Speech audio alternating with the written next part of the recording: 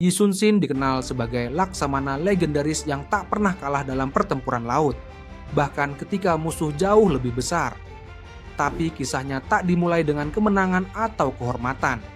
Ia adalah seorang prajurit yang berkali-kali diabaikan, dihukum tanpa alasan, dan difitnah oleh bangsanya sendiri.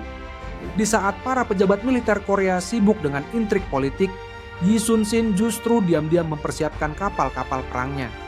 Bukan untuk kejayaan pribadi, tapi untuk mempertahankan tanah air dari serangan kekuatan besar dari negeri seberang. Saat invasi dari Jepang mengancam, banyak panglima panik dan lari dari tanggung jawab. Tapi Yi tetap tenang.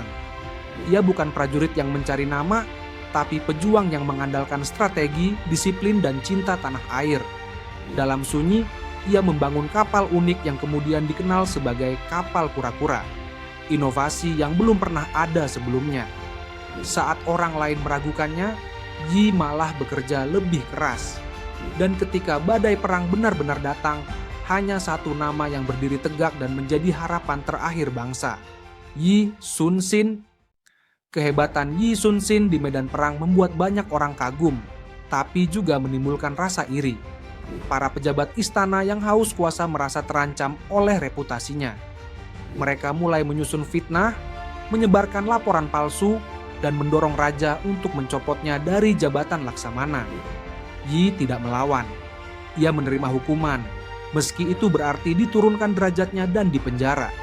Ia bahkan hampir dieksekusi. Tapi bukannya hancur, Yi justru semakin kuat. Di balik jeruji, Yi tetap menyusun strategi. Ia tahu bahwa negaranya masih dalam bahaya dan pada waktunya ia akan dibutuhkan kembali. Dan memang benar, ketika laksamana pengganti gagal mempertahankan armada Korea dan banyak kapal hancur, istana akhirnya memanggil Yi Sun Sin lagi.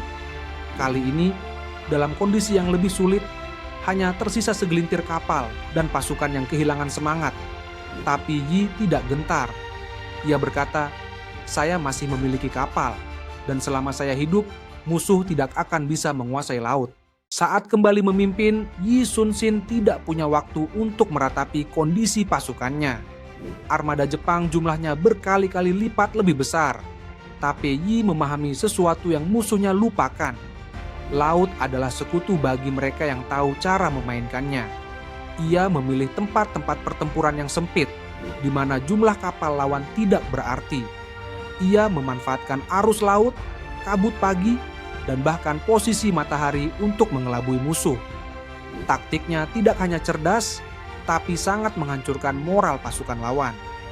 Dalam satu pertempuran, Yi menghadapi ratusan kapal musuh dengan hanya segelintir kapal tempur. Tapi ia berhasil memancing kapal Jepang ke wilayah sempit, lalu menyerang dengan formasi menyilang yang mengepung dan menghancurkan mereka satu persatu.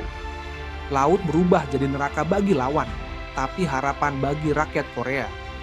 Dari satu kemenangan ke kemenangan lain, nama Yi Sun Sin kembali menggema. Bukan karena politik atau propaganda, tapi karena hasil nyata yang menyelamatkan bangsa dari kehancuran. Salah satu kunci sukses Yi Sun Sin adalah kapal perang ciptaannya yang disebut kapal kura-kura.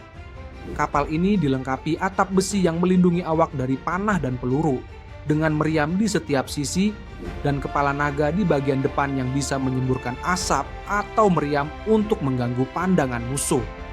Kapal ini bukan hanya alat tempur, tapi simbol semangat inovasi dan kejeniusan Yi. Namun kapal kura-kura hanyalah alat. Yang lebih penting adalah cara Yi memimpinnya.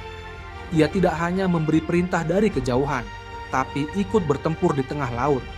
Ia hafal setiap anggota pasukannya, menanamkan rasa hormat dan tanggung jawab.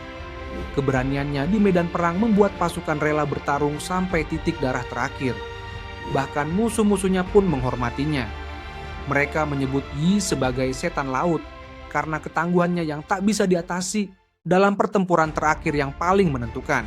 Yi Sun Sin kembali memimpin armada yang kecil untuk menghadapi armada besar Jepang yang hendak melarikan diri ke negeri asalnya.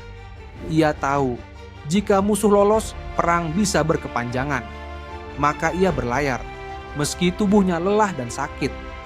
Di tengah pertempuran yang sengit, peluru musuh akhirnya mengenai Yi. Ia tewas di atas kapal, tapi sebelum mengembuskan napas terakhir, ia berpesan kepada anak buahnya, "Jangan beritahu siapapun bahwa aku telah gugur. Teruskan pertempuran." Perintah itu ditaati.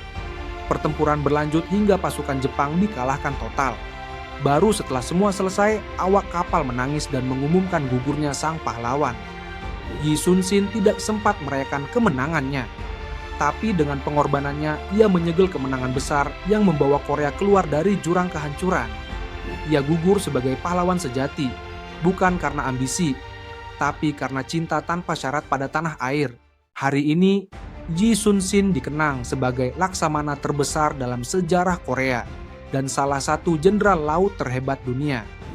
Ia tak pernah kalah dalam satu pun pertempuran. Tapi lebih dari itu, ia mengajarkan bahwa kemenangan sejati tidak hanya datang dari kekuatan, tapi juga dari integritas, inovasi, dan cinta pada rakyat. Ia melawan bukan demi kekuasaan, tapi demi kehidupan orang-orang biasa yang ingin hidup damai.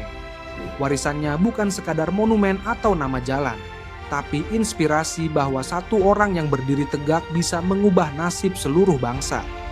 Dalam dunia yang penuh ketidakpastian, keberanian seperti Yi Sun-shin adalah mercusuar harapan. Jika kisah ini menyentuh dan menginspirasi, klik tombol suka, tuliskan kesanmu di kolom komentar, dan jangan lupa subscribe channel Biografi Kilat untuk kisah luar biasa lainnya dari tokoh-tokoh dunia yang mengguncang sejarah.